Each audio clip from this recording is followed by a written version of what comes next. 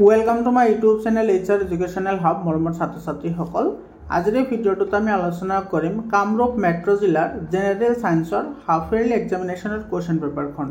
ইয়াতে যি 45টা MCQ আছে সেইখিনি আমি 100% কনচেপ্টৰ সৈতে আলোচনা কৰিম। যদি তোমালোকৰ জিলাত হাফ ইয়াৰলি এক্সামিনেশ্যন হৈ যোৱা নাই তেতিয়াহ'লে এই কুৱেশ্যন পেপাৰখন তোমালোকৰ কাৰণে খুবেই ইম্পৰ্টেণ্ট হয়। এই পৰীক্ষাটো অলপ আগতে হৈ গৈছে, গতিকে এই বছৰ এনেকুৱা ধৰণৰ প্ৰশ্ন আহি আছে। ইয়াৰ আগতেও মেথছৰ, ছায়েন্সৰ, এছামিছৰ, ইংলিছৰ কেইবাটাও কুৱেশ্যন পেপাৰ মই আপলোড কৰিছোঁ। যদি তোমালোকে চোৱা নাই প্লেলিষ্টত গৈ ভিডিঅ'বোৰ চাই ল'বা। আৰু যদি তোমালোকৰ জিলাত হাফ ইয়াৰলি এক্সামিনেশ্যন হৈ যায় তেতিয়াহ'লে 7002424673 এইটো নম্বৰত তোমালোকে PDF আকাৰে কুৱেশ্যন পেপাৰবোৰ পঠাই দিবা। মই তোমালোকক সেইবোৰ ছল্ভ কৰি দি দিম।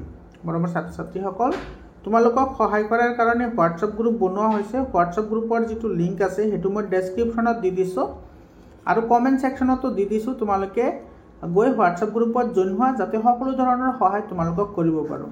তোমালোকে ক্লাছ 10লৈকে কোনো ধৰণৰ চিন্তা কৰিব নালাগে, 100% মই তোমালোকক প্ৰিপাৰেশ্যন কৰাম। তো চোৱা, আজিৰ এই এক্সামটোৰ যিটো প্ৰশ্ন আহিছে, মই তোমালোকক যিবোৰ ফিজিক্সৰ কাৰণে, তাৰপিছত তোমাৰ বায়'লজিৰ কাৰণে আৰু EVSৰ কাৰণে আৰু কেমেষ্ট্ৰিৰ কাৰণে যিখিনি মই চেপ্টাৰ ৱাইজ এনালাইচিছ কৰিছিলোঁ তাৰে পৰাই তোমাৰ 99% কুৱেশ্যন কমন আহিছে।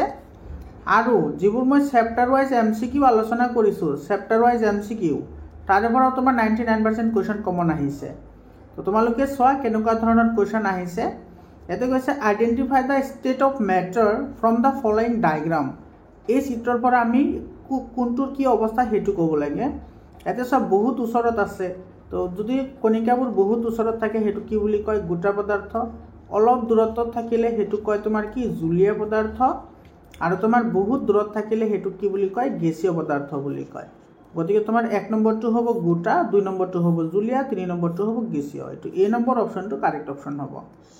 তাৰপিছত 2 নম্বৰ কুৱেশ্যনটো চোৱা, ইয়াতে কৈছে the boiling point of water, পানীৰ উতলাংক। আমি সকলোৱে জানো যে পানীৰ উতলাংক 100 ডিগ্ৰী চেলচিয়াছ, কিন্তু ইয়াতে অপশ্যনত চোৱা এটাতো 100 ডিগ্ৰী চেলচিয়াছ নাই। তেতিয়াহ'লে তুমি কি কৰিব লাগিব? যিটো 100 ডিগ্ৰী চেলচিয়াছ আছে সেইটো তুমি কেলভিনলৈ কনভাৰ্ট কৰিব লাগিব।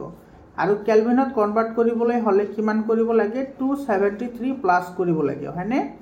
গতিকে এইটো কিমান হ'ব? 373 কেলভিন হ'ব। A নম্বৰ অপশ্যনটো কাৰেক্ট অপশ্যন হ'ব। 3 নম্বৰ কুৱেশ্যনটো চোৱা, ইয়াতে আমাৰ কি কৈছে? Which is the following element is in liquid state at room temperature. কোনটো মৌল সাধাৰণ উষ্ণতাত তৰল অৱস্থাত থাকে? মৰমৰ ছাত্ৰ ছাত্ৰীসকল, আমাৰ 118টা মৌল আছে আৰু এই 118টা মৌলৰ মাজত এটা ধাতু আৰু এটা অধাতু, এটা ধাতু আৰু এটা তোমাৰ অধাতু অৰ্থাৎ নন মেটেল তোমাৰ কি কৰে? জুলীয় অৱস্থাত থাকে। ধাতুবিধৰ নাম হৈছে মাৰ্কিউৰি, এইটো Hg, আৰু যিটো অধাতু সেইটোৰ নাম হৈছে তোমাৰ ব্ৰমিন, যাক আমি Br বুলি লিখোঁ। তো ইয়াতে চোৱা, ইয়াতে ধাতুটো দিয়া নাই, অধাতুটো দিয়া আছে যিটো জুলীয় অৱস্থাত থাকে। গতিকে আমাৰ A নম্বৰ অপশ্যনটো কাৰেক্ট হ'ব। তোমালোকে ধাতুবিধৰ নামো মনত ৰাখিবা, ইম্পৰ্টেণ্ট হয়। এইবোৰ কুৱেশ্যন মই তোমালোকক 9ৰ চেপ্টাৰ ৱাইজ, ছায়েন্সৰ চেপ্টাৰ ৱাইজ মই 100% চেপ্টাৰ ৱাইজ MCQ আলোচনা কৰিছোঁ। তাৰ পৰা এই কুৱেশ্যনবোৰ আহিছে, ইয়াৰ পৰা 99% কুৱেশ্যন আহিছে। আৰু চেপ্টাৰ ৱাইজ এনালাইচিছো কৰা হৈছে। তোমালোকে প্লেলিষ্টত গৈ ভিডিঅ'বোৰ চাই ল'ব পাৰা। তাৰপিছত কুৱেশ্যনটো চোৱা, which of the following solution show' Tyndall effect. তলৰ কোনটো দ্ৰৱই টিণ্ডেল প্ৰভাৱ দেখুৱায়? চোৱা, টিণ্ডেল ইফেক্ট কোনে দেখুৱায়? যিবোৰ তোমাৰ কলয়ডীয় চলিউশ্যন আছে, অৰ্থাৎ কলয়ডীয় দ্ৰৱ আছে। কলয়ডীয় দ্ৰৱবোৰে কি কৰে? টিণ্ডেল ইফেক্ট দেখুৱায়। তাৰমানে টিণ্ডেল মানে কি? টিণ্ডেল ইফেক্ট মানে হৈছে তোমাৰ কোনো জুলীয় পদাৰ্থৰ মাজেৰে তুমি পোহৰ যদি পাৰ কৰি দিয়া, বা যিকোনো পদাৰ্থৰ মাজেৰে পোহৰ পাৰ কৰি দিলে যদি পোহৰৰ গতিপথ যদি দৃশ্যমান হয় তেতিয়াহ'লে সেইটোক টিণ্ডেল ইফেক্ট বুলি কয়। যেনেকুৱা গাখীৰৰ মাজেৰে পোহৰ পাৰ কৰি দিলে তোমাৰ পোহৰৰ গতিপথ দৃশ্যমান হ'ব, অৰ্থাৎ পোহৰ বিচ্ছুৰিত হ'ব।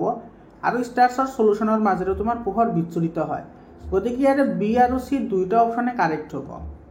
তাৰপিছত তোমাৰ 5 নম্বৰ কুৱেশ্যনটো চোৱা, ইয়াতে কি কৈছে?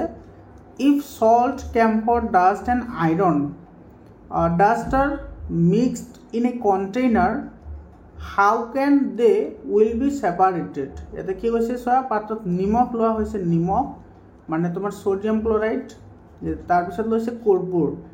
সোডিয়াম ক্লোৰাইডটো তোমাৰ কি হয় ইভাপোৰেশন পদ্ধতিৰে অৰ্থাৎ বাষ্পীভবন পদ্ধতিৰে আমি সেপাৰেট কৰিব পাৰো হয়নে। তাৰপিছত তোমাৰ কৰ্পূৰ, কৰ্পূৰটো তোমাৰ কি হয় ডিষ্টিলেশ্যন মেথড, কৰ্পূৰটো তোমাৰ কি হয় ডিষ্টিলেশ্যন মেথড আমি এপ্লাই কৰিব, ডিষ্টিলেশ্যন মেথড আমি এপ্লাই কৰিব পাৰোঁ।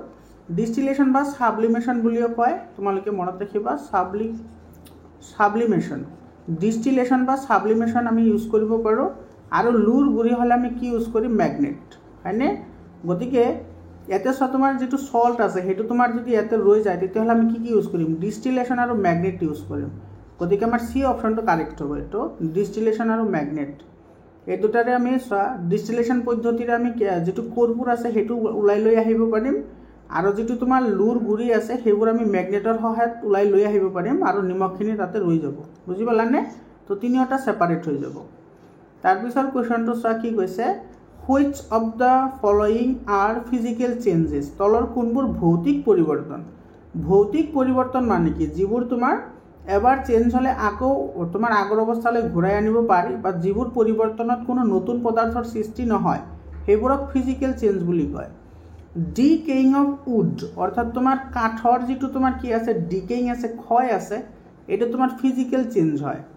বাৰ্নিং অফ উড, এইটো তোমাৰ ফিজিকেল চেঞ্জ হয়, অৰ্থাৎ কাঠ এটা পুৰিলেতো ফিজিকেল হ'ব। এইটো কৈছে চেইং অফ উড, অৰ্থাৎ কাঠ যদি আমি টুকুৰা কৰোঁ এইটো তোমাৰ ফিজিকেল চেঞ্জ হয়। আৰু hammering of a pin into a piece of wood, আৰু কাঠত গজাল মৰা, এইটো তোমাৰ কি হয় ফিজিকেল হয়। গতিকে 2 নম্বৰ আৰু 4 নম্বৰটো কাৰেক্ট হ'ব। ইয়াতে চোৱা 2 আৰু 4 কাৰেক্ট হ'ব, সেইটো বি অপশ্যনত আছে, 3 আৰু 4, গতিকে এইটো বি অপশ্যনটো আমাৰ কাৰেক্ট অপশ্যন হ'ব। 7 নম্বৰ চোৱা, হু ডিস্কভাৰ্ড নিউক্লিয়াছ, কোষৰ নিউক্লিয়াছ কোনে আৱিষ্কাৰ কৰিছিল? ৰবাৰ্ট ব্ৰাউনে 1831 চনত কৰিছিল। আৰু ৰবাৰ্ট হুকে কোষ আৱিষ্কাৰ কৰিছিল, মনত ৰাখিবা এইবোৰো কিন্তু পৰীক্ষাত আহে। আৰু তাৰপিছত তোমাৰ এইটো ৰবাৰ্ট হুকে কোষ আৱিষ্কাৰ কৰিছিল কিমান চনত? 1665 চনত, হয়নে? তাৰপিছত তোমাৰ ভাৰ্ছ আৰু স্লেডেনে কোষ মতবাদটো দিছিল, কোষ মতবাদ যে কোষ এটা সদায় তাৰ পূৰ্বৱৰ্তী কোষৰ পৰা সৃষ্টি হয়। তাৰপিছত 8 নম্বৰ কুৱেশ্যনটো চোৱা কি কৈছে, চেল অৰ্গেনেলি হুইচ প্ৰডিউচেছ লিপিড, কোষৰ কোনটো অংগই লিপিড উৎপাদন কৰে? লিপিড উৎপাদন কোনে কৰে? স্মুথ এণ্ডোপ্লাজমিক ৰেটিকুলাম, বা এইটোক SER বুলিও কোৱা হয়, এইটো চি অপশ্যনটো কাৰেক্ট হ'ব। তাৰপিছত চোৱা 9 নম্বৰ কুৱেশ্যনটোত কি কৈছে, identify the labelled cell organelle from the given figure, কোষ অংগাণুটো চিনাক্তকৰণ কৰা, এইটো কি হয়? সেইটো আমাক সুধিছে, এইটো হৈছে গলগী সংঘ, এইটো চোৱা এইটো গলগী সংঘ, বি অপশ্যনটো কাৰেক্ট হ'ব। আৰু এইখিনি হৈছে তোমাৰ মাইটকণ্ড্ৰিয়া, এইটো হৈছে তোমাৰ কোষ কেন্দ্ৰ, আৰু এইটো হৈছে তোমাৰ ক্ষতা অন্তঃপ্ৰদেশীয় জালিকা। তোমালোকে মনত ৰাখিবা গোটেইখিনি।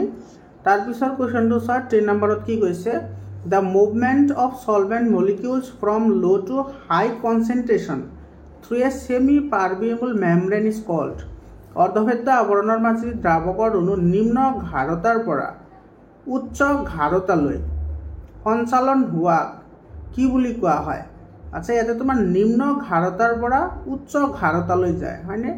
তো নিম্ন ঘাৰতাৰ পৰা যদি উচ্চ ঘাৰতালৈ যায় সেইটোক আমি কি বুলি কওঁ, সেইটো আমাক সুধিছে। এইটো কি বুলি কোৱা হয়? অছম'চিছ বুলি কোৱা হয়। গতিকে এইটো এ নম্বৰ অপশ্যনটো কি হ'ব? কাৰেক্ট অপশ্যন হ'ব। তাৰপিছত 11 নম্বৰ কুৱেশ্যনটো চোৱা কি কৈছে, which cell organelle is called a suicidal bag, কোনটোক তোমাৰ আত্মঘাতী মোনা বুলি কোৱা হয়? লাইচোজমক কোষৰ আত্মঘাতী মোনা বুলি কোৱা হয়। 12 নম্বৰ কুৱেশ্যনটো চোৱা, the number of chromosomes present in prokaryotic cell, প্ৰকোষ কেন্দ্ৰীয় কোষত কেইটা ক্ৰম'জম থাকে? এটা ক্ৰম'জম থাকে। আৰু সংকোষ কেন্দ্ৰীয় কোষত অসীম সংখ্যক ক্ৰম'জম থাকে। 30 নম্বৰটো চোৱা, the tissue present at the tip of the root, শিপাৰ অগ্ৰংশত থকা কলাবিধ কি হৈছে? অগ্ৰস্থ ভাজক কলা। এই নম্বৰ অপশ্যনটো কাৰেক্ট হ'ব। শিপা আৰু কাণ্ডৰ একেবাৰে আগ অংশত, অৰ্থাৎ একেবাৰে আগৰ অংশ মানে অগ্ৰ অংশত অগ্ৰস্থ ভাজক কলা থাকে। এই নম্বৰ অপশ্যনটো কাৰেক্ট অপশ্যন হ'ব।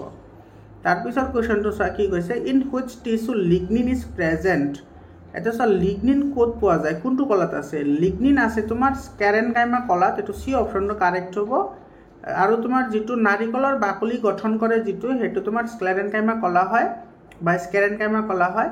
আৰু নাৰিকলৰ বাকলিত তোমাৰ লিগনিন থাকে, যাৰ কাৰণে তোমাৰ নাৰিকলৰ বাকলিৰ যিটো আছে ওপৰৰ সেইটো তোমাৰ কঠিন হয় বা ঠাক খাই থাকে। 15 নম্বৰ কুৱেশ্যনটো চোৱা, ইয়াতে which one of the following is not a cell of phloem, তলৰ কোনটো ফ্লুয়েমৰ কোষ নহয়? এইটো চোৱা ফ্লুয়েম তোমাৰ কি কি আছিল? চালনী নলিকা, সংগী কোষ, আৰু ফ্লোয়েম তন্তু এইকেইটা আছিল, কিন্তু বেচেলছ হৈছে তোমাৰ জাইলেম কলাৰ অংগ, গতিকে চি অপশ্যনটো কাৰেক্ট হ'ব। নহয় বুলি সুধিছে তো চিটো কাৰেক্ট হ'ব। Which of the following is not A connective tissue group, তলৰ কোনটো সংযোজক কলাৰ গোট নহয়? সংযোজক কলা, এটা চব ব্লাড আৰু লিগামেণ্টৰ সংযোজক কলা হয়, কিন্তু মাচুল টিচুটো সংযোজক কলা নহয়। মাচুল টিচুটো হৈছে তোমাৰ ফাইব্ৰাছ টিচু হয়, এইটো হৈছে ফাইব্ৰাছ টিচু, এইটো তোমাৰ কি নহয়, এইটো মাচুল, তোমাৰ মাচুল টিচুটো কানেক্টিভ টিচু নপৰে, গতিকে আমাৰ এ নম্বৰ অপশ্যনটো কাৰেক্ট হ'ব, যিটো নহয় সেইটোৱে লাগে। তাৰপিছত তোমাৰ অস্থি, কাৰ্টিয়েল লেগ আৰু টেণ্ডন এই গোটেইকেইটা তোমাৰ কি হয়, কানেক্টিভ টিচু হয়, অৰ্থাৎ সংযোজক কলা হয়। ব্লাড, বোন, ইৰিউলাৰ টিচু এইটো তোমাৰ কি হয়, সংযোজক কলা হয়। লিগামেণ্ট, টেণ্ডন আৰু এডিপছ টিচু এইকেইটাও তোমাৰ কি হয়, সংযোজক কলা হয়। এইটো মাচুল টিচুটো নহয় কাৰণে এ নম্বৰ অপশ্যনটো কি হ'ব, কাৰেক্ট অপশ্যন হ'ব। 17 নম্বৰ কুৱেশ্যনটো চোৱা, which of the following is not A features of cardiac মাচুল, তলৰ কোনটো হৃদপেশীৰ বৈশিষ্ট্য নহয়? এতিয়া হৃদপেশীৰ বৈশিষ্ট্যৰ কথা সুধিছে। এতিয়া চোৱা, আমি জানো হৃদপেশীটো আমি কণ্ট্ৰল কৰিব নোৱাৰোঁ, এইটো অট'মেটিকেলি কণ্ট্ৰল হয়, আৰু যিবোৰ অংগ অট'মেটিকেলি কণ্ট্ৰল হয় সেইবোৰক কি বুলি কয়, ভলেণ্টাৰী মাচলছ বুলি কয় বা ঐচ্ছিক পেশী বুলি কয়। আৰু যিবোৰ তোমাৰ আমি নিজে কণ্ট্ৰল কৰিব নোৱাৰোঁ সেইবোৰক অনৈচ্ছিক পেশী বুলি কোৱা হয়। গতিকে তোমাৰ মাচলছ পেশী, দ্য মাচলছ আৰ ব্ৰাঞ্চড হয়, ইহঁত শাখা বিশিষ্ট, এইটো কাৰেক্ট হয়। এইটো ছিংগল নিউক্লিয়েটেড, এটা কোষ কেন্দ্ৰযুক্ত, এইটো কাৰেক্ট হয়। চেলাৰ চিলিণ্ড্ৰিকেল ইন শ্বেপ, কোষবোৰ চুঙা আকৃতিৰ, এইটো সঁচা হয়, কিন্তু দে আৰ ভলেণ্টিয়াৰ, এইটো তোমাৰ কি হয়, ভলেণ্টাৰী বুলি কৈছে, এইটো তোমাৰ অশুদ্ধ হয়, এতিয়া নহয় বুলি কৈছে, গতিকে আমাৰ চি অপশ্যনটো কাৰেক্ট হ'ব, কাৰণ হৃদপেশী তোমাৰ ইনভলেণ্টাৰী মাচলছ হয়, অৰ্থাৎ অনৈচ্ছিক পেশী হয়, কিন্তু ইয়াতে কৈছে ঐচ্ছিক পেশীৰ কথা, গতিকে চি অপশ্যনটো কাৰেক্ট হ'ব। 18 নম্বৰটো চোৱা, which one is not A part of neuron, তলৰ কোনটো নিউৰনৰ অংশ নহয়? চোৱা, এক্সন নিউৰনৰ অংশ হয়, ডেণ্ড্ৰাইটো নিউৰনৰ অংশ হয়, নিউক্লিয়াছৰ নিউৰনৰ অংশ হয়, কিন্তু প্লাজমাটো নিউৰনৰ অংশ নহয়, প্লাজমা হৈছে তেজৰ অংশ, তেজৰ অংশ প্লাজমা। 19 নম্বৰ চোৱা, after swallowing the food reach the stomach by contraction and expansion of food pipe, the food pipe is made up of what type of muscles, আমি খাদ্য খোৱাৰ পিছত খাদ্যনলীৰ সংকোচন প্ৰসাৰণৰ দ্বাৰা খাদ্যবস্তু পাকস্থলী পায়গৈ, খাদ্যনলীটো কেনেধৰণৰ পেশীৰ দ্বাৰা গঠিত বুলি ভাবা? এতিয়া চোৱা, খাদ্য যিটো নলী আছে সেইটো তোমাৰ কি হয়, ঐচ্ছিক পেশীৰ অন্তৰ্ভুক্ত হয়, আৰু যিবোৰ ঐচ্ছিক পেশী আৰু তোমাৰ কি হয়, যিবোৰে তোমাৰ খাদ্যবস্তুবোৰ তোমাৰ মুখৰ পৰা পাকস্থলী যোৱাত সহায় কৰে, সেই ঐচ্ছিক পেশীবোৰক কি বুলি কোৱা হয়, ৰৈখিক পেশী বুলি কোৱা হয়। গতিকে এ নম্বৰ অপশ্যনটো কাৰেক্ট হ'ব, এইটো কিন্তু ৰৈখিক পেশী নহয়, কাৰণ ঐচ্ছিক পেশী নহয়, কাৰণ ঐচ্ছিক পেশীবোৰকে ৰৈখিক পেশী বুলি কোৱা হয়, গতিকে এ নম্বৰ অপশ্যনটো কাৰেক্ট হ'ব। 20 নম্বৰ কুৱেশ্যনটো চোৱা, কি কৈছে, which of the following is not a function of stomata, পত্ৰতন্ত্ৰৰ কাম নহয় কোনটো? চোৱা, পত্ৰতন্ত্ৰই তোমাৰ কি কৰে, অতিৰিক্ত পানী বাষ্পীভূত কৰে, এইটো সঁচা হয়। কাৰ্বন ডাই অক্সাইড এক্সচেঞ্জ কৰে, এইটোও সঁচা হয়। এক্সচেঞ্জ অফ অক্সিজেন, এইটোও সঁচা হয়, কিন্তু এক্সচেঞ্জ অফ নাইট্ৰজেনটো এইটো পত্ৰতন্ত্ৰৰ কাম নহয়, এক্সচেঞ্জ অফ নাইট্ৰজেন কৰে তোমাৰ হিপাৰ দ্বাৰা, গতিকে এইটো আমাৰ বি অপশ্যনটো কাৰেক্ট অপশ্যন হ'ব। তাৰপিছত তোমাৰ 21 নম্বৰ কুৱেশ্যনটো চোৱা, এতিয়া কি কৈছে, which one is true in case of displacement, হৰণৰ ক্ষেত্ৰত কোনটো সত্য? তো হৰণ মানে কি? হৰণ মানে হৈছে তোমাৰ প্ৰাৰম্ভিক বিন্দু আৰু আদি বিন্দুৰ মাজৰ, এইটো চা, এ আৰু বি দ্বাৰা এইটো ষ্টাৰ্টিং পইণ্ট, এইটো হৈছে ফাইনেল পইণ্ট, ইয়াৰ মাজৰ যিটো ডিষ্টেঞ্চ সেইটোকে তোমাৰ কি বুলি কয়, হৰণ বুলি কয়। গতিকে তোমাৰ এইটোতো শূন্য হ'ব নোৱাৰে বুলি কৈছে, এইটো শূন্য হ'ব পাৰে, কেনেকৈ? ধৰি লোৱা তুমি এৰ পৰা যাত্ৰা আৰম্ভ কৰিছা, বিলৈ গৈছা, আকৌ বিৰ পৰা ঘূৰি তুমি এত আহিছা, তাৰমানে তুমি ক'ত ৰৈ আছা? এইটো এতে ৰৈ আছা, কিমান দূৰ গ'লা? জিৰ' তুমি দূৰ গ'লা, অৰ্থাৎ এইটো শূন্য হ'ব পাৰে, ইট কেন বি জিৰ', এইটো বি অপশ্যনটো কাৰেক্ট হ'ব। তাৰপিছত ইয়াৰ মান বস্তুটো অতিক্ৰম কৰা দূৰত্বতকৈ বেছি হ'ব নোৱাৰে আৰু কমো হ'ব নোৱাৰে, গতিকে চি আৰু ডি এটাও নহ'ব, এইটো বি অপশ্যনটো কাৰেক্ট অপশ্যন হ'ব। 22 নম্বৰ কুৱেশ্যনটোত চোৱা, কি কৈছে, the velocity time graph of A car moving uniformly is follows, ইয়াতে সুষমভাৱে গতিশীল গাড়ী এখনৰ বেগ সময় লেখ দি আছে, এইটো চব বেগ সময় লেখ। এটা মান সুধিছে যে এইখিনি যিটো এৰিয়া আছে, এইখিনি এৰিয়া, সেই এৰিয়াই তোমাৰ কি বুজাব? এই এৰিয়াখিনি তোমাৰ কি হয়, ডিষ্টেঞ্চ হয়, কিমানখিনি তোমাৰ দূৰত্ব অতিক্ৰম কৰিলে সেই দূৰত্বখিনি হয়, গতিকে এইটো হ'ব ডিষ্টেঞ্চ, অৰ্থাৎ অতিক্ৰম কৰা দূৰত্ব, এইটো চোৱা চি অপশ্যনটো আছে, গতিকে চি অপশ্যনটো কাৰেক্ট অপশ্যন হয়। কেতিয়াবা তোমাৰ ডাইৰেক্টলি এনেকৈ কুৱেশ্যন আহে যে এই অংশখিনিৰ যিটো SI ইউনিট সেইটো কি হ'ব? এইটো চোৱা প্ৰথমতে তুমি জানিব লাগিব এই অংশখিনি কি। এই অংশখিনি হৈছে ডিষ্টেঞ্চ আৰু ডিষ্টেঞ্চৰ SI ইউনিট হৈছে কি মিটাৰ। গতিকে এইটোৰ SI ইউনিট হ'ব মিটাৰ। কেতিয়াবা এনেকৈ কুৱেশ্যন আহে, তোমালোকে চাবা, এইখিনি অলৰেডি মই চেপ্টাৰ ৱাইজ MCQ আলোচনা কৰিছোঁ। Which of the following equation of motion is not correct, তলৰ কোনটো ভুল হয়, শুদ্ধ নহয়। এইটো চোৱা, এইটো আমি জানো, এইটো আমি ভি ইজ ইকুৱেল টু কি হয়, ইউ প্লাছ এটি, এইটোতো কাৰেক্ট হয়। তাৰপিছত তোমাৰ S is equal to u plus half a t square, এইটো কাৰেক্ট হয়। 2AS is equal to v square minus u square, এইটো কাৰেক্ট হয়। কিন্তু 2AS is equal to v square plus u square, এইটো কাৰেক্ট নহয়। গতিকে আমাৰ বি অপশ্যনটো কাৰেক্ট অপশ্যন হ'ব। 24 নম্বৰ কুৱেশ্যনটো চোৱা কি কৈছে, what is depicted by the following distance time graph. এইটো চোৱা, এইফালে আছে তোমাৰ ডিষ্টেঞ্চ আৰু এইফালে আছে তোমাৰ কি টাইম। আৰু যিটো ডিষ্টেঞ্চৰ যিটো তোমাৰ গ্ৰাফ আছে সেইটো চোৱা টাইম এক্সিছত পেৰেলেল হৈছে, মানে সময় গৈ আছে কিন্তু এইটো দূৰত্ব যোৱা নাই। তাৰমানে তোমাৰ কি আছে, এইটো ছেম পজিশ্যনত আছে। এইটো কি আছে তোমাৰ, সেই বস্তুটো ছেম পজিশ্যনত আছে। ছেম পজিশ্যনত মানে কি, ছেম পজিশ্যনত মানে ভেলচিটি 0 আৰু তোমাৰ ডিষ্টেঞ্চো 0।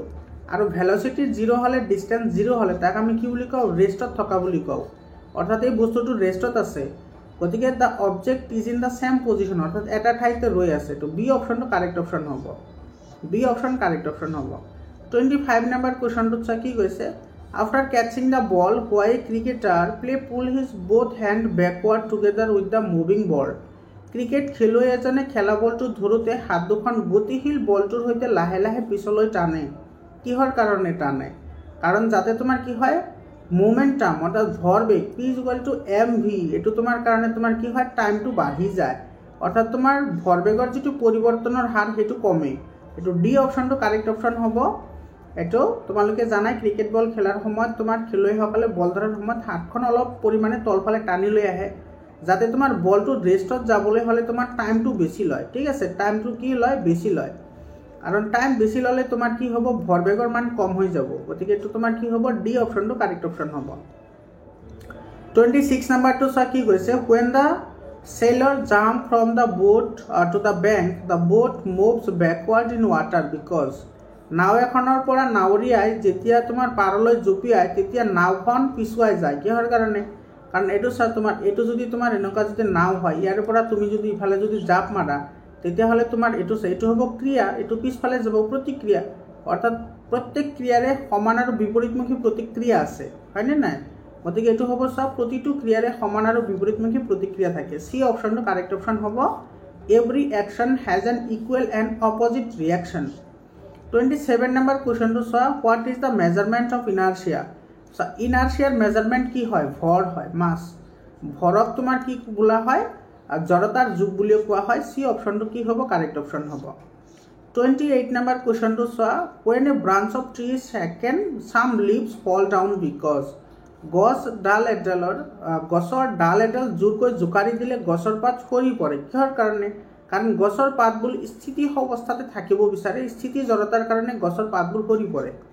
এইটো চি অপশ্যনটো কি হ'ব, কাৰেক্ট অপশ্যন হ'ব। চি অপশ্যন কাৰেক্ট অপশ্যন হ'ব ইয়াৰে। মৰমৰ ছাত্ৰ ছাত্ৰীসকল, তোমালোকে ক্লাছ 10লৈকে ছায়েন্স, মেথছ, তাৰপিছত ছ'চিয়েল ছায়েন্স, এছামিজ, তাৰপিছত ইংলিছ, এইকেইটাৰ কাৰণে কোনো ধৰণৰ চিন্তা কৰিব নালাগে। 100% মই তোমালোকক প্ৰিপাৰেশ্যন কৰাম। তোমালোকে হোৱাটছআপ গ্ৰুপত জইন হোৱা। হোৱাটছআপ গ্ৰুপৰ যিটো লিংক আছে সেইটো মই কমেণ্ট ছেকশ্যনত আৰু ডেছক্ৰিপশ্যন দুটাতে দি দিছোঁ, তোমালোকে জইন হোৱা। আৰু তোমালোকৰ জিলাত হাফ ইয়াৰলি এক্সাম আৰু ফাইনেল এক্সাম হৈ গ'লে 7002824673 এইটো নম্বৰত তোমালোকে PDF আকাৰে কুৱেশ্যন পেপাৰবোৰ পঠাই দিবা, মই তোমালোকক চলিউশ্যন কৰি দি দিম। ইয়াৰ আগতে তোমাৰ মেথছৰ বহুতকেইটা কুৱেশ্যন পেপাৰ, এই বছৰৰ বহুতকেইটা কুৱেশ্যন পেপাৰ মই চলিউশ্যন কৰি দিছোঁ। তাৰপিছত ইংলিছৰো চলিউশ্যন কৰি দিছোঁ। তাৰপিছত তোমাৰ এছামিছৰো চলিউশ্যন কৰি দিছোঁ। তোমালোকে চাই ল'বা প্লেলিষ্টত গৈ, তোমালোকে তাতে সেইবোৰ কিন্তু তোমালোকৰ কাৰণে খুবেই ইম্পৰ্টেণ্ট হয় আৰু এইবোৰ তোমালোকৰ ফাইনেল এক্সামৰ কাৰণেও ইম্পৰ্টেণ্ট হয়। তাৰপিছত চোৱা 29 নম্বৰটোত কি কৈছে, SI ইউনিট অফ ফ'ৰ্চ, বলৰ SI একক কি। এইটো আমি সকলোৱে জানো বলৰ SI একক নিউটন হয়, কিন্তু অপশ্যন এটাতো নিউটন নাই। তেতিয়াহ'লে তুমি কি কৰিবা চোৱা, আমি জানো F ইজ ইকুৱেল টু কি MA, নিউটনৰ দ্বিতীয় গতিসূত্ৰৰ পৰা F is equal to MA। M মানে বস্তুটোৰ ভৰ, এ মানে হৈছে ত্বৰণ। এইটো বস্তুৰ ভৰৰ SI একক হৈছে কেজি আৰু ত্বৰণৰ SI একক হৈছে মিটাৰ পাৰ ছেকেণ্ড স্কুৱাৰ। গতিকে এইটো হ'ব বি অপশ্যনটো কাৰেক্ট হ'ব। এইটো চোৱা KG metre per second square. আৰু তোমাৰ এই কেজি মিটাৰ পাৰ ছেকেণ্ড স্কুৱাৰকে কি বুলি কোৱা হয়, নিউটন বুলি কোৱা হয়। মনত ৰাখিবা, ইম্পৰ্টেণ্ট হয়। তাৰপিছত তোমাৰ 30 নম্বৰ কুৱেশ্যনটো চোৱা কি কৈছে, when an object with mass m বস্তুটোৰ ভৰ দিয়া আছে m and velocity v তেতিয়া হলে ইয়াৰে মোমেন্টাম কিমান হ'ব তো আমি জানো p = mv p = কি mv অৰ্থাৎ ভৰবেগ হৈছে বস্তু এটাৰ ভৰ আৰু বেগৰ পূৰণফল এটো ডি অপচনটো কি হ'ব কাৰেক্ট অপচন হ'ব 31 নম্বৰত কৈছে mathematical expression of ইউনিভাৰ্সাল law of গ্ৰেভিটেশন ইউনিভাৰ্সাল law of গ্ৰেভিটেশন কি হয় f = g mm/d², f = g mm/d², এটো সি অপশনটো কারেক্ট অপশন হয় ইয়াতে তোমার জি মানে হইছে মহাকৰ্ষণৰ বিশ্বজনীন ধ্ৰুৱক m আৰু m হইছে বস্তু দুটাৰ ভৰ আৰু d হইছে বস্তু দুটাৰ মাজৰ দূৰত্ব হয়নে তাৰ পিছত 32 নম্বৰ কোৱেশ্চনত কি কৈছে এতে তোমাৰ কি কৈছে if the density of silver is 10.8 into 10 to the power 3 kg per meter cube density of water 10 cube kg per meter cube then the relative density of silver তেতিয়াহলে সিলভাৰৰ রিলেটিভ ডেনসিটি কিমান হ'ব এতে সোয়া আমি জানো যে রিলেটিভ ডেনসিটি তোমাৰ কি হয় ৰিলেটিভ ডেনসিটি হৈছে তোমাৰ ওয়াটাৰৰ যেটো তোমাৰ কি আছে ৰিলেটিভ ডেনসিটি হৈছে ওয়াটাৰৰ ডেনসিটি এটো ওয়াটাৰৰ ডেনসিটি ডিভাইডেড বাই তোমাৰ হে বস্তুটোৰ ডেনসিটি অৰ্থাৎ তোমাৰ এটো ম্যাটাৰৰ ডেনসিটি এতে সব ৰিলেটিভ ডেনসিটি আমাৰ ইয়াতে দিয়া আছে মানে ইয়াতে আমাৰ লাগে কাৰণ ৰূপৰ ডেনসিটি আচ্ছা তো তোমাৰ ইয়াতে তোমাৰ ৰূপৰ ডেনসিটি এটো সিলভার ডেনসিটি তোমার কি হ'ব এটো হ'ব তোমার 10.8 ইনটু তোমার কি হ'ব 10 কিউব ডিভাইডেড বাই তোমার কি হ'ব এটো 10 কিউব হ'ব তো 10 কিউব ক্যান্সেল যাব থাকিব কি অনলি 10.8 এটো বি অপশনটো কারেক্ট অপশন হ'ব এটো তোমালোকৰ বুকত এটা एग्जांपल আছে সেই एग्जांपलটো ইয়াতে উঠাই দিছে 33 number question to saw it the temperature range of moon চন্দ্ৰৰ উষ্ণতাৰ পৰিসৰ এটো -90 to 110 এটো সি অপশন to correct option হ'ব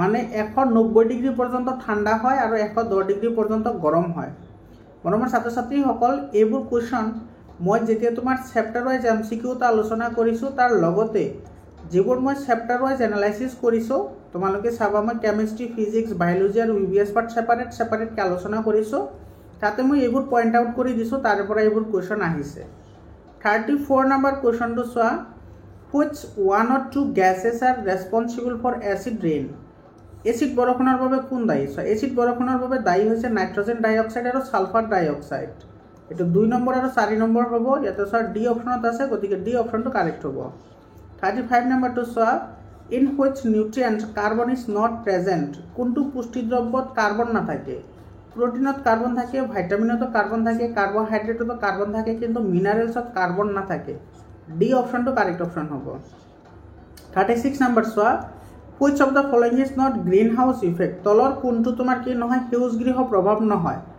সেউজগৃহ প্ৰভাৱ হলে গোলকীয় উষ্ণতা বৃদ্ধি পায় মেৰু অঞ্চলত থকা যিবোৰ বৰফ আছে সেই বৰফবোৰ গলে কাৰণ টেম্পাৰেচাৰ বৃদ্ধি পালে তো বৰফ গলিবই তাৰ পিছত জলবায়ুৰ কি হয় পৰিৱৰ্তন হয় কিন্তু ওজন স্তৰৰ ক্ষয় নহয় গতিকে ডি অপশনটো কি হ'ব কাৰেক্ট অপশন হ'ব তাৰ পিছত 37 নম্বৰ কোৱেশ্চনটো চা কি কৈছে which one is not a chronic disease তলৰ কোনটো এটা ক্ৰনিক ৰোগ নহয় এতে নহয় বুলি কৈছে চা নহয় বুলি কৈছে তো মধুমেহ ক্রনিক বেমাৰ হয় হাই ব্লাড প্ৰেসাৰ তোমাৰ হয় এটো ক্ৰনিক বেমাৰ হয় কৰ্কট বেমাৰ ক্ৰনিক বেমাৰ হয় ইনফ্লুয়েঞ্জা ক্ৰনিক বেমাৰ নহয় বৰ্তমান ছাত্ৰ-ছাত্ৰী সকল কিছুমান ইউটিউব চেনেল আছে যিবোৰত কেৱল তোমাৰ এনেকে টিক কৰি দি দিয়ে যে এটো শুদ্ধ হ'ব কিন্তু তোমালোকে বুজি নোপোৱা একো হেবোৰ তোমালোকে যদি আজিৰ দিনতো তোমালোকে যদি হেবোৰ ভিডিও চোৱা তেতিয়াহলে তোমালোকৰ সময়টো নষ্ট হোৱাৰ বাহিৰে একো নহয় তোমাৰ কোনো ফায়দা নহব তোমালোকে কনসেপশন বুজি পাব লাগিব সকলোৰে ডেফিনিশন তোমালোকে বুজি পাব লাগিব তেতিয়াহে তোমাৰ কামত লাগিব তেতিয়াহে তোমালোকে আনসাৰ কৰিব পাৰিবা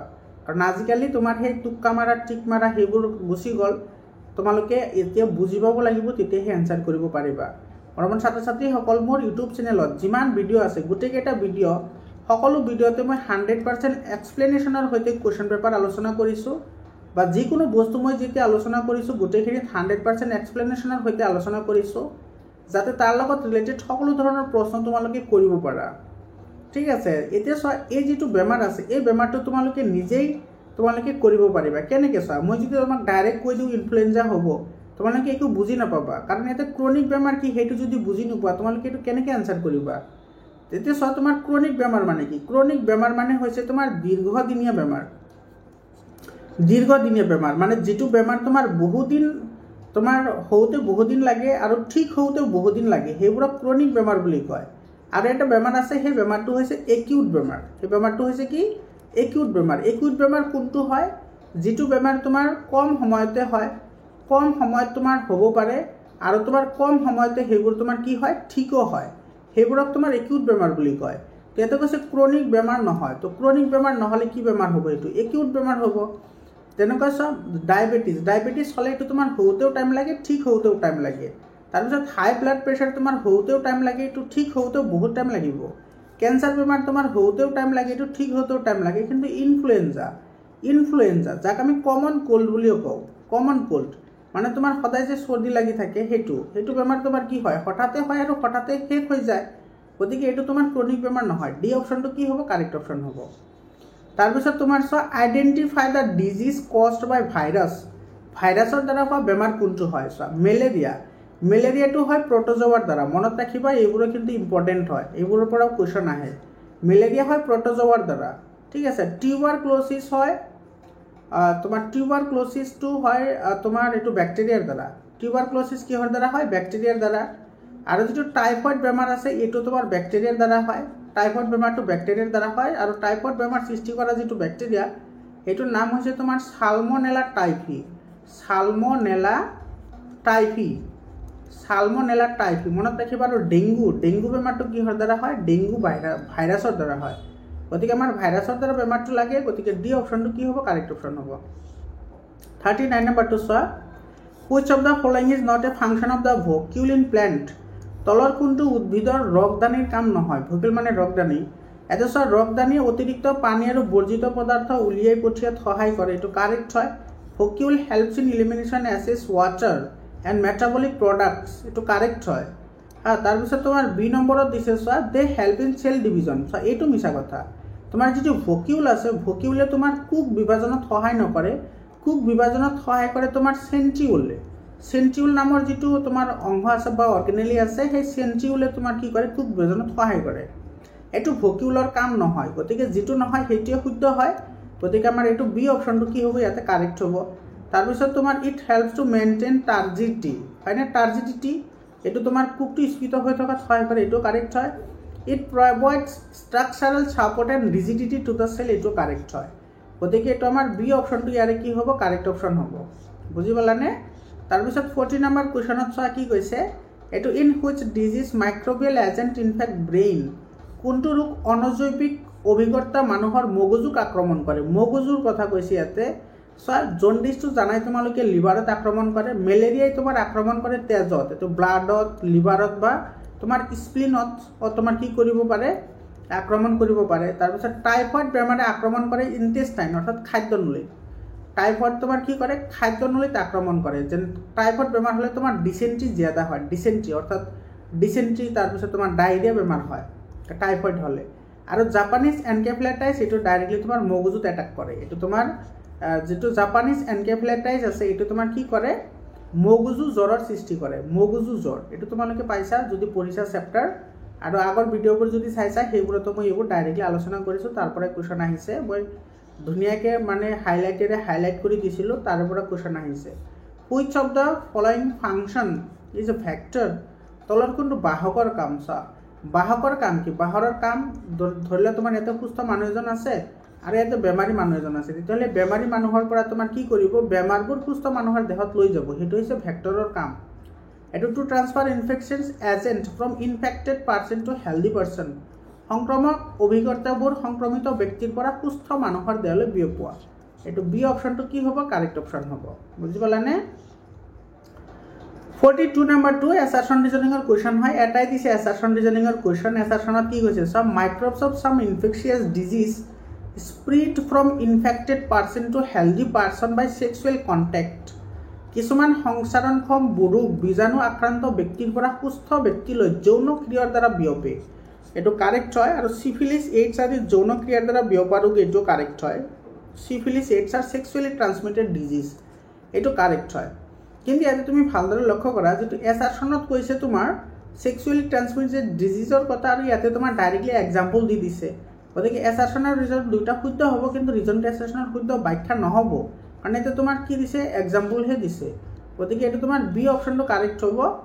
both assertion and reason are true but reason is not correct explanation of assertion. এইটো বি অপশ্যনটো কাৰেক্ট অপশ্যন হ'ব। 43 নম্বৰটোত কি কৈছে? চ' এজেণ্ট অফ কমন কোল্ড কিহৰ দ্বাৰা হয়? ভাইৰাছৰ দ্বাৰা। এইটো বি অপশ্যনটো কাৰেক্ট অপশ্যন হয়। 44 নম্বৰটো চোৱা, এইটো মেথছ দ্য ফলোইং, এইটো মিলাবলৈ দিছে। চোৱা, এইটো মিলাবলৈ দিছে, একেবাৰে চিম্পল হয়। এতিয়া চোৱা, তোমাৰ বাটাৰ ফ্ৰম ক্ৰীম, এইটো আমি কি পদ্ধতি ইউজ কৰোঁ? এইটো অপকাণ্ডিক পদ্ধতি। এচিটন এণ্ড ৱাটাৰ, এইটো আমি ডিষ্টিলেশ্যন পদ্ধতি ইউজ কৰিম। কেৰচিন এণ্ড ৱাটাৰ, সেইটো আমি কি কৰিম? ছেপাৰেটিং ফানেল পদ্ধতি ইউজ কৰিম। আৰু ছেপাৰেটিং অফ কালাৰ পিগমেণ্ট, এইটো আমি ক্ৰমেটোগ্ৰাফি ইউজ কৰিম। গতিকে তোমাৰ এইটো এনেকৈ মিলিব। এনেকৈ মিলিলে তোমাৰ এইটো চোৱা, বি অপশ্যনটো কি হ'ব? কাৰেক্ট হ'ব। এইটো বি অপশ্যনটো কাৰেক্ট অপশ্যন হ'ব। তাৰপিছত চোৱা, এইটো 45 নম্বৰ কুৱেশ্যনত কি কৈছে? An object kept on water surface it sinks, the reason why. এতিয়া চোৱা, বস্তু এটা পানীৰ পৃষ্ঠত থ'লে ই ডুবে, কিহৰ কাৰণে? চোৱা, তুমি ধৰিলে এটা পাত্ৰ ৰাখিছে, ইয়াতে এটা বস্তু ৰাখিছে, ইয়াতে তোমাৰ ধৰা পানী আছে, ঠিক আছে। এই বস্তুটোৰ ওপৰত তোমাৰ কি কৰে? এটা প্লাবিতা বলে কাম কৰে। প্লাবিতা বল মানে পানীয়ে কোনো বস্তুৰ ওপৰত ঊৰ্ধ্বমুখীভাৱে যিটো হেঁচা প্ৰয়োগ কৰে তাকে প্লাবিতা বুলি কোৱা হয়। মনত ৰাখিবা, প্লাবিতা মানে হৈছে পানীয়ে প্ৰয়োগ কৰা ঊৰ্ধ্বমুখী বল, মানে ওপৰ ফালে ঠেলে, পানীয়ে ওপৰ ফালে ঠেলি থাকে। এতিয়া যদি এই ঠেলাৰ পৰিমাণ যদি ওপৰত প্ৰয়োগ কৰা বলৰ পৰিমাণতকৈ যদি কম হয়, তেতিয়াহ'লে এইটো ডুবি যাব। আৰু যদি এইটোৰ মান যদি বেছি হয়, তেতিয়াহ'লে এইটো নুডুবে। বুজি পাইছানে? একেবাৰে চিম্পল হয়। গতিকে তোমাৰ এইটো কি হ'ব? চোৱা, দ্য গ্ৰেভিটেশ্যনেল ফ'ৰ্চ, অৰ্থাৎ বস্তু এটা তোমাৰ তলফালে কি কৰে? গ্ৰেভিটেশ্যনেল ফ'ৰ্চে টানি থাকে। সেই বলৰ মান যদি তোমাৰ প্লাবিতা বলৰ মানতকৈ যদি কি হয়? কম হয়, মানে এইটো বলৰ মান এইটো কম, আৰু এই প্লাবিতা বলৰ মান যদি কি হয়? বেছি হয়, তেতিয়াহ'লে এইটো তোমাৰ কি কৰিব? উপঙি থাকিব। কিন্তু তোমাৰ যদি এইটো বলৰ মান তোমাৰ কি হয়? অৰ্থাৎ গ্ৰেভিটেশ্যনেল বলৰ মান যদি বেছি হয় আৰু যদি প্লাবিতাৰ মান কম হয়, তেতিয়াহ'লে সেইটো কি কৰিব? ডুবি যাব। বুজি পাইছানে? তো এইটো the gravitational force on the object is less than buoyancy. বস্তুটোৰ ওপৰত প্ৰয়োগ কৰা মাধ্যাকৰ্ষণিক বলৰ মান প্লাবিতা বলৰ মানতকৈ কম। বুজি পাইছানে? মানে মাধ্যাকৰ্ষণিক বলৰ মান প্লাবিতা বলৰ মানতকৈ কি হ'ব? কম হ'ব। আচ্ছা, ইয়াতে তোমাৰ কি কৈছে? ইয়াতে ডুবে বুলি কৈছে। আচ্ছা, ডুবে বুলি কৈছে, ডুবে। তো ডুবিলে তোমাৰ কি হ'ব? এইটো তোমাৰ বি অপশ্যনটো কাৰেক্ট হ'ব। বস্তুটোৰ ওপৰত প্ৰয়োগ হোৱা মাধ্যাকৰ্ষণিক বলৰ মান প্লাবিতা বলৰ মানতকৈ বেছি হ'ব। এইটো বি অপশ্যনটো কাৰেক্ট হ'ব। এইটো যিহেতু তোমাৰ ইয়াতে কি বুলি কৈছে? তোমাৰ ইয়াতে ডুবে বুলি কৈছে। এইটো চোৱা, ডুবি যায়। তো ডুবিব কেতিয়া? যেতিয়া তোমাৰ মাধ্যাকৰ্ষণিক বলৰ মান বেছি হ'ব। কাৰ তুলনাত? যেতিয়া তোমাৰ এইটো প্লাবিতা বলৰ তুলনাত বেছি হ'ব। গতিকে এইটো আমাৰ কি হ'ব? বি অপশ্যনটো কাৰেক্ট হ'ব। মৰমৰ ছাত্ৰ ছাত্ৰীসকল, এইখিনি আছিল 45টা MCQ। এতিয়া চোৱা, ইয়াতে যিকেইটা তোমাৰ লং কুৱেশ্যন আহিছে, এই লং কুৱেশ্যন কেইটা কিন্তু বহুতেই ইম্পৰ্টেণ্ট হয়। তোমালোকক মই আগতেও কৈছোঁ, এইখিনি চোৱা, এইটো এক্সাম্পলৰ কুৱেশ্যন হয়। তাৰপিছত তোমাৰ এইটো তোমালোকৰ এক্সাৰচাইজত আছে, বাট ভিতৰত যিবোৰ কুৱেশ্যন থাকে সেইবোৰৰ পৰা। এইটো ডাইৰেক্টলি অনুশীলনীৰ পৰা দিছে। এইটো তোমাৰ অনুশীলনীৰ পৰা নহয়, এইটো ভিতৰত যিবোৰ প্ৰশ্ন থাকে সেইবোৰৰ পৰা দিছে। এইটো ভিতৰৰ প্ৰশ্ন হয়, এইটো ভিতৰৰ প্ৰশ্ন হয়, ঠিক আছে। তোমালোকৰ এই কিতাপৰ ভিতৰত যিবোৰ সৰু সৰু প্ৰশ্নাৱলী থাকে যে, সেইবোৰৰ পৰা দিছে এইবোৰ কুৱেশ্যন। এইটোও দিছে। তাৰপিছত এইটো তোমাৰ দিছে তোমাৰ সৰু ভিতৰৰ প্ৰশ্নাৱলীৰ পৰা, ঠিক আছে। এইটোও দিছে প্ৰশ্নাৱলীৰ পৰা, বা এক্সাৰচাইজতো আছে এনেকুৱা কুৱেশ্যন। এইটোতো উদাহৰণ হয়, এইটো উদাহৰণ হয় তোমালোকৰ ফিজিক্সৰ পৰা দিছে। গতিৰ প্ৰথম সূত্ৰটো লিখা বা দ্ৰুতি আৰু বেগৰ পাৰ্থক্য লিখা। এইটো চোৱা, তোমালোকে এইবোৰ ভালদৰে প্ৰেক্টিছ কৰিবা। ইয়াৰ পৰা তোমালোকে বহুতখিনি কুৱেশ্যন কমন পাবা, মৰমৰ ছাত্ৰ ছাত্ৰীসকল। তো এইটোৱে হৈছে আজিৰ প্ৰশ্নটো। তোমালোকৰ সকলোৰে এক্সামৰ কাৰণে বেষ্ট অফ লাক থাকিল। তোমালোকৰ জিলাত এক্সাম হৈ গ'লে মই নাম্বাৰ দি দিছোঁ, সেইটো নাম্বাৰত PDF আকাৰে কুৱেশ্যন পেপাৰবোৰ পঠাই দিবা, মই তোমালোকক চলিউশ্যন কৰি দি দিম। মৰমৰ ছাত্ৰ ছাত্ৰীসকল, আজিৰ কাৰণে এইখিনিয়ে। আকৌ লগ পাম বেলেগ এটা ভিডিঅ'লৈ। ধন্যবাদ।